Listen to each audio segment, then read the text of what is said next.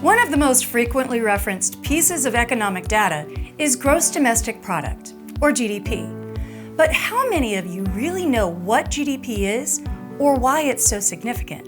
We're going to break it down for you now in this edition of Economics Made Simple.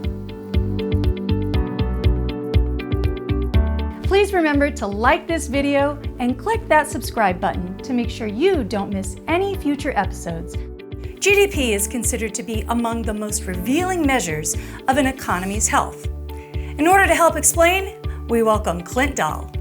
Clint, can you please explain to our audience what GDP is and why it's so significant? Simply put, GDP is the total market value of all goods and services produced, which is why sometimes it will be referred to as economic output. GDP is used primarily to determine if an economy is expanding or shrinking.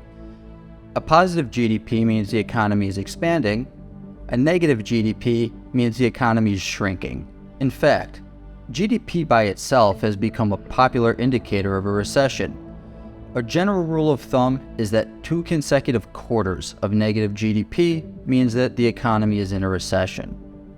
The Bureau of Economic Analysis determines GDP by using data from the Bureau of Labor Statistics. GDP is comprised of 4 different components: consumer spending, investment by businesses, government spending, and net exports. GDP is calculated by adding these figures together.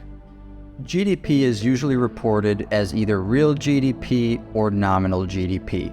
Real GDP is inflation adjusted while nominal GDP is not. Therefore, real GDP provides a more accurate picture of an economy because it separates real economic growth from just having higher prices. A healthy measure of GDP growth in the US generally is considered to be between 2% and 3% per year. Note that GDP will tend to be much higher in developing countries. For example, GDP in India was nearly 9% in 2021. Once a country reaches economic maturity, it's normal for the rate of expansion to slow down. There's talk that the economic outlook could be less certain in the foreseeable future. If that is the case, be prepared to hear a lot more about GDP. Thanks so much, Clint, for that helpful explanation of what is one of the economy's most important indicators. That concludes today's presentation. As always, if you've enjoyed this video, be sure to hit the subscribe button and check back often for more Economics Made Simple.